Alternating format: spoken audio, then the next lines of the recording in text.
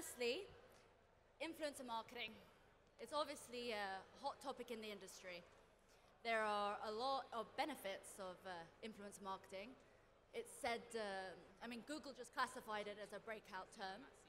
We were told that apparently $28 million are going to be invested in influencer marketing across the MENA region this year. Now, whilst it's a hot topic, it's also a very controversial topic. So there have been a lot of issues about transparency, pricing, accountability. So I have three very awesome panelists who are going to help share the truth and give you some insights. So can I welcome to the stage Nagham, the Director of Social Media at OMD, Abed, the Managing Director of Vinelab, and Elias, the Chief Growth Officer of Kharabeesh. Welcome, guys. Hi. Do you want to test all your mics? Say hello to everybody. Hello. Hello. So, guys, we're not going to BS today. We're going to try and give the audience a chance. If we have time as well, I will try and open up some questions to the audience as well. So my first question for you, based on this juicy topic of an influencer walks into a bar. What makes influencers hot for brands? Nagham, I'm going to start with you. Ladies first. Sure. There's a lot that brands want to get out of influencers, but if I would narrow it down to three things, it would be having an authentic or distinct voice. The second thing would be their willingness to collaborate, their flexibility. And the third thing would be an engaged following. Okay.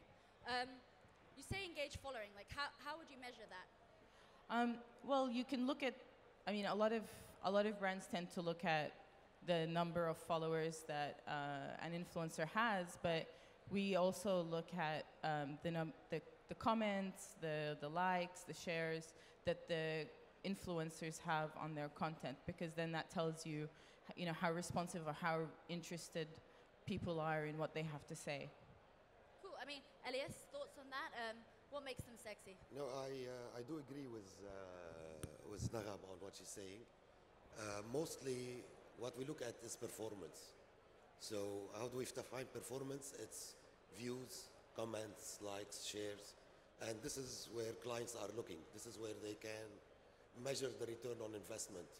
When they pay an influencer to put their brand, it's mostly how much do I pay, what do I get in return? So, for instance, maybe I'll ask a question. What would make them unattractive? Okay, so we've talked about data, we've talked about that, but what about in terms of their actual profile in the Middle East? How sensitive do they have to be towards the region? They need to understand the audiences. And obviously when they have good numbers, it means that they have a good following from the region. So they understand the ethics, they understand the environment, and they understand the audience. And the second point would be their content. We talked about brand safety and we saw it in previous panels. It's mostly how safe is an environment of an influencer. And this answers your question that do they understand the region or not? It depends on their content. But a lot of people are quite patriotic towards religion or their country. And, how free can they be? Would it put a brand off if they are speaking about their political views, but they are also an awesome beauty blogger? Look, has to be, it's a mean one. Sorry. They have to find the right balance. Okay. Between what they actually say, and when good influencers are not just influencers, but they're also content creators, they usually do the job much better. I like that word, content creators. I think actually influencers has almost quite a negative connotation, doesn't it? Yeah. Sounds a little bit manipulative, and it undermines sometimes what they do. So moving on, influencers can often look like they're selling out. How do they protect their image and stop themselves cheating on their fans? So the key is authenticity, right? So I'm going to link it to the previous question that you mentioned, which is what do brands want as well, right? And the key word is influence. And influence is defined as the ability for the creator to get the audience to take action. And at the same time, it enables brands to jump on authentic conversations. So the key in this is brands being able to achieve believability. They would want the story to be believable. As soon as a brand communicates a message, there's always going to be skepticism. The audience will always question it. You're talking about yourself, right? Yeah. Rather, when a third party talks about you, it asserts the believability a lot more. And yes, that's the key. To answer your question about selling out, look at the audience, right? If the audience at any point feels that the influencer is no longer being authentic, and authentic meaning sticking to their own message, sticking to their own image, sticking to their own values, then they're gonna question them. Okay, so Abed actually told me behind stage that I had permission to grill him. So I think that was a very safe answer, Abed. That's very diplomatic. Come on, you're an influencer, you work with the brands, and you're seeing that one day they're posting about brand A, half an hour later brand B, then even 1 week later they delete brand A because they didn't actually want people to know that they were associated with it. How are we really going to deal with this issue? So here's a message to any influencer in the audience, right? If at any point you're not becoming authentic, you're dead. And I insist on the word dead. The audience will not ever give you another chance. So we keep speaking about idols. Idols, in the traditional sense, the relationship was one direction. Voices were not from the way back. Audience did not have a voice. But now they do have a voice.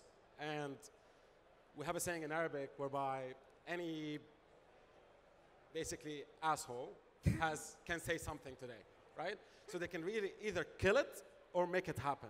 There's no in between.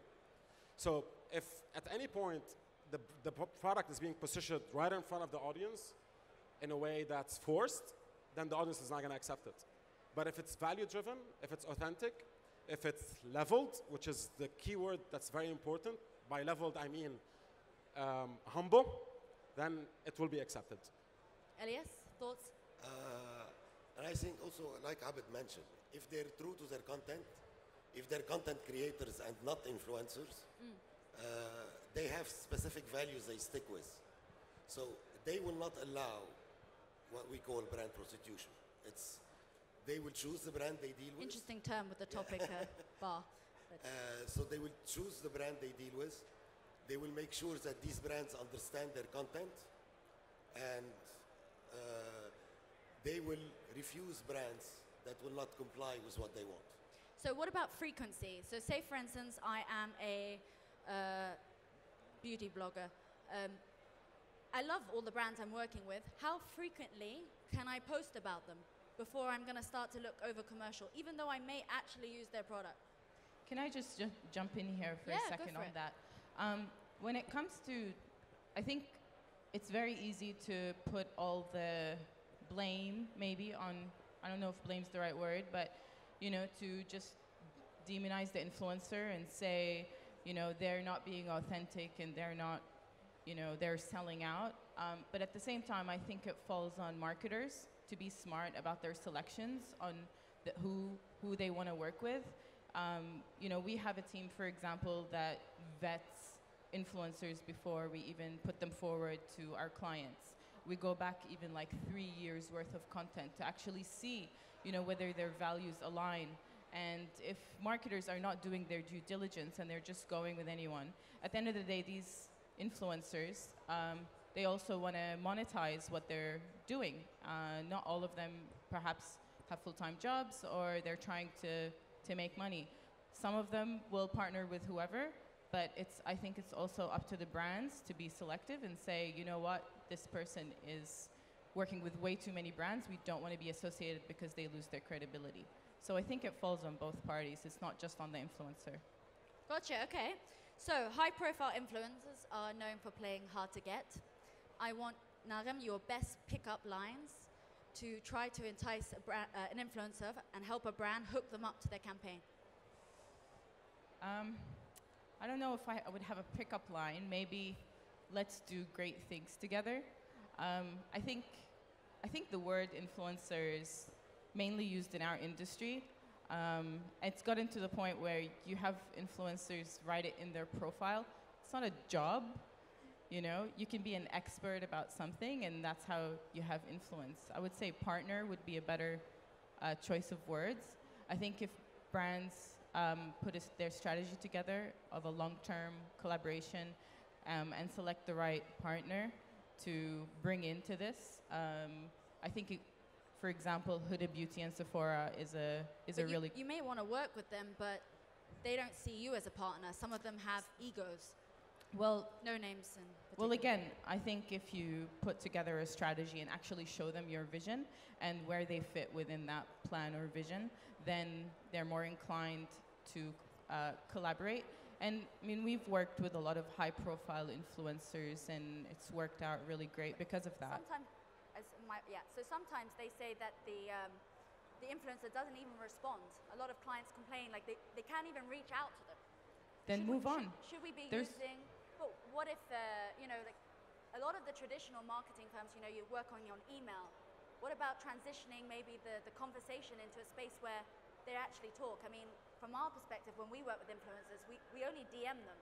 Because to be honest, that's where they're sitting most of the time. If we email them, we barely get responses. So where should you be having that chat?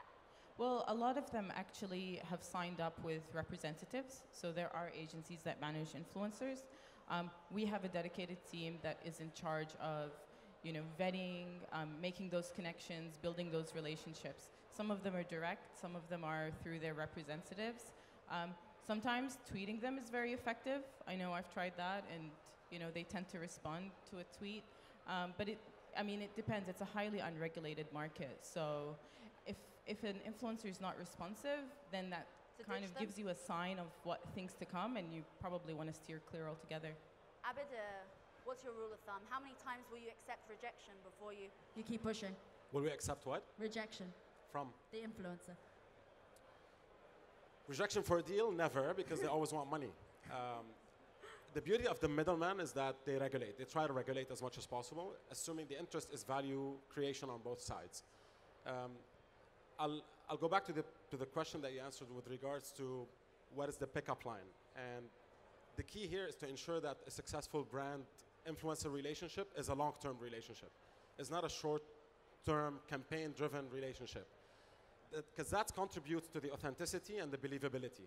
If a brand goes to the influencers and says, I have this to give to your audience, then the interest is matched because the audience is benefiting at the end. If the audience is benefiting, then we are benefiting, the brand is benefiting, and the influencer is benefiting, right? But if they're working on a long-term relationship, isn't that going to make the influencer look like they're selling out because they keep repeating or mentioning the brand?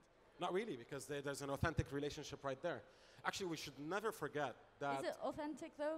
I mean, they are still getting money. If the intent is to make it authentic, it definitely can be. Now, are there examples in the market that are horrible? Absolutely, plenty of them. Are there very few successful ones? Yes, there is, right? So it's about being selective. And it's about the market learning really from all of these activities, right? Digital is an iterative by process. So if you're not iterating as you go and learning from every single campaign, then you're not really doing it right. Yeah. Right? So, but the key to building long-term relationship is that at the end of the day, we should never forget that brands have always built talent. From the dawn of Hollywood, it's always been the brands that finance that. So if a brand goes and says, I'm going to help you build your fame, I'm going to help expose you, and I'm going to help build your message, then the brand comes in with a set of expertise that the talent requires today. And that's the right relationship that needs to be built. Cool. So when it comes to a relationship, someone always wears the pants.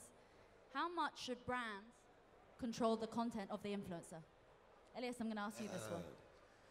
Look, who's wearing the pants in this relationship depends on the objective of the campaign. So if an influencer is a real, genuine content creator, he wears the pants, he or she. But do brands let them? Yes, they do. And more, to tell you honestly, because they want to be part of their content. A lot of brands are very protective because they're paying, they sometimes feel that it's their right to control that, and they don't often appreciate the fact that that person has built the following based on their style. And influencers do often complain that the brand is expecting them to change who they are, to write with certain captions, use certain images that are not really authentic to their followers, and they don't trust that the influencer has built this fan base based on that personality. So how do we deal with this? Because we all know that this happens, and we can see why. It does happen in a lot of cases, and in a lot of cases the conversation is stopped at a certain point if they both cannot agree. So if you're talking to a genuine content creator, the brand should believe that his content made him what he is. But should they get approval? Definitely. Look, they can impose the environment in terms of brand safety, in terms of guidelines. But it's going on their page, right? So if it's really authentic storytelling, in theory, I could post about a brand tomorrow, and they've not paid me. There's no connection between the two. So what's to stop me posting about a brand and anyway? So why should they necessarily get the approval? I could post about them without any money. Yeah, they can. But when you get the approval, it's the way you expect to position your brand in the content. Exactly. It's the exposure. But if you're going to expect to position the brand, you're not actually then worrying about your guidelines, because the person is, in very few cases, is going to do something that wouldn't advocate you, but may not advocate you in the way that's your expectations. So how are we going to deal with this? Because we know that as soon as you start opening the doors to this approval process, it starts with a, ooh, can they put this more in focus? Can they put this caption? It's very difficult. How do you expect these two guys to sort this out? Look, usually our process now is to clear everything before we start working. So set expectations right from the very beginning. Okay. That this is the exposure that you're going to get, you're not going to get more. So when the approval process comes, the guidelines are very clear from both parties, and this makes it much easier. So setting at the beginning, clear understanding of what the expectations are from both parties. Nagham, do you have any thoughts on this? I think just to your point, if an influencer posts about a brand and they're not being paid for it, then that's up to them. But the minute that there's money involved, I think the brand has a stake and has a say in what can be said, especially because they're paying for it. I think one thing that is heavily overlooked in the industry is contracts. This is where contracts come into play, where you stipulate exactly what is required. The influencer, if they are creating the content, so there's two ways to look at them. They're either a distribution channel or they're a content creator. If they're a content creator, then just like you would deal with any other content creator, like the Kharabeesh or any other creator studio, you need to see storyboards, or you need to see some sort of flow of what's going to be said, and the brand needs to sign off on that. They can obviously do it in their style, and I mean, we obviously encourage that. And if you select the right influencer that's a natural fit, that shouldn't be a problem. The problem becomes is that when you're trying to retrofit an influencer into what you're trying to say, and that's where the problems arise. But if it's a natural fit, it's fine. But I would say contracts is like the key. Yeah. Okay, cool. So I need to check the time. Sorry, guys. 6 minutes, very short. Okay, brands need to know what they're getting in return. Okay, how do we measure their performance? Abed, I'm going to go to you for this. Since we have time, let me answer the previous question and then answer this one. Okay, yalla. Okay. So approvals align the interest, right? And when we say approvals, it's not approval from the brand, it's approval from the brand and the influencer. So, and that's where the contract comes into play. So the contract will align the interests in both parties. And if we add to the equation a long-term relationship, then the interests will align further as time goes by. Speaking of measurement, forcing the message, right? You mentioned something about, can the brand force the message on the influencer? And I'll tell you, nobody in the age of social media can force anything on anyone, right? Everybody's free to say anything they want. So, and that might be tricky. And that goes back to... I don't think everyone's free to say whatever they want. There's consequences. Time will tell. So if assuming we're talking about government that's outside of our discussion here, even government cannot force it. And we've seen it across the time, whether they like it or not. It's already happening. I mean, they can say whatever they want, but then there's consequences to that, right? Absolutely. So if an influencer is just, going about, so just like any other partner, if an influencer gains a reputation of being difficult to work with because they're either not listening or they're not sharing or they're not collaborating well, then that's going to be a big turnoff and no one's going to want to work with them. So it's also in their best interest to work with brands, to make sure that it's working for both parties, and also, you know, abide by their side of the contract, not just demand, but also they need to give back. And like to your point about measurement, Give me specific KPIs, guys, because this is a very vague term. it depends on the industry, I would say. So for example, if you're a retailer and you're working with an influencer, KPIs like footfall. How can you guarantee that? Well, let's say you have a meet and greet with a popular influencer. On that particular date, you can actually trace back footfall. You can see if there's any lift in sales and try and associate it. It's been done, so you can actually measure I know, that but lift. sometimes that makes the post less authentic. You know, when there's a clear, very obvious call to actions, it can compromise the integrity. What else? What are the other KPIs that we can take into measurement? And feel free, anyone, to jump in on this. I mean, look, it depends also on the Ladies platform. first. Sorry. I mean, again, it really depends on the industry. If you're looking at, you know, awareness or reach or engagement, you know, those could be KPIs. It depends on, again, what the objective of the brand is and what the strategy is. I think FMCGs is probably the toughest, which is why I look at things like engagement. You want people to react. You want to see the sentiment of how people are viewing you with that influencer. Let's quick jump in your specific KPIs for the audience. I know this is something that people really need to know. Look, views, likes, comments, and when you're an online presence, like an online shopping platform, or you can drive anything online, it's a conversion rate. It's a clear conversion rate. What about the audience's location? How do you measure what the specific geographic of that audience is? If the likes are in US, it's not going to be so helpful for the brand locally. No, definitely, but usually you have the demographics of each influencers way before. You're jumping, Abed. I can see it. So the key is views, right? So, but more than views, it's about completed views with a frequency exposure to the brand, right? So assuming an audience watched 30% of a video and the brand was exposed, then there's a certain exposure that happened. The ultimate measurement, though, is always sales. At the end of the day, brands want audiences to buy product. And as more e-commerce advances in the region, then we're going to start seeing the funnels fill up properly. Because there's the issue of pricing as well. How do you price the influencer relationship? Today, they price it based on post, which is ridiculous because a post can actually reach out to 100 people or 1 million people. So it's not about a post. It's really about supply and demand. Okay. And supply and demand will be determined when technology comes in and enables that automated process programmatically. Cool. Thank you, guys. Right, so just going to do a quick fire round. I want you to think on the spot here. One-word answers, or 1 or 2-word answers, please. So, influencer marketing for brands. Money waster, money maker. Money maker if they know how to measure ROI. Yeah, 2 words. One hell of a money maker.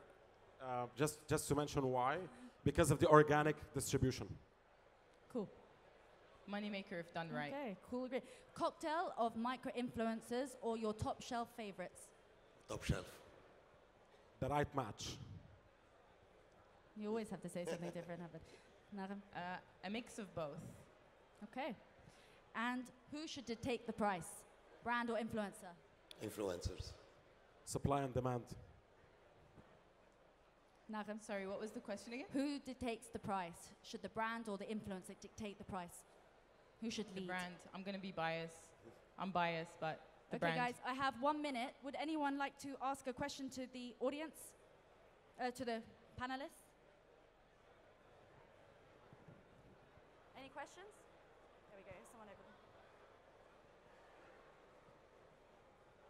Hi, how are you? What is the average lifespan of an influencer on social media? What is? Lifespan? Yeah, like until they're not current anymore. What's the average? I don't think there is one. If they're authentic, then, you know, there's some that have been around for years and they will remain there because they've become a household name. And then there are some that try to make a quick buck and get all the freebies from brands, and those guys won't last very long. They get found out very easily. So it really depends. Perfect, thank you. Anyone else? Quick question?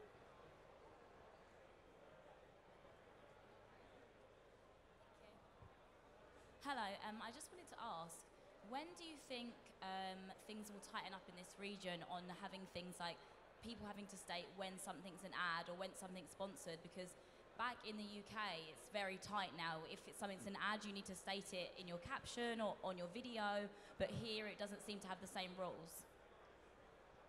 I think we're catching up with this very soon, but we still don't have the tools to put all the data together.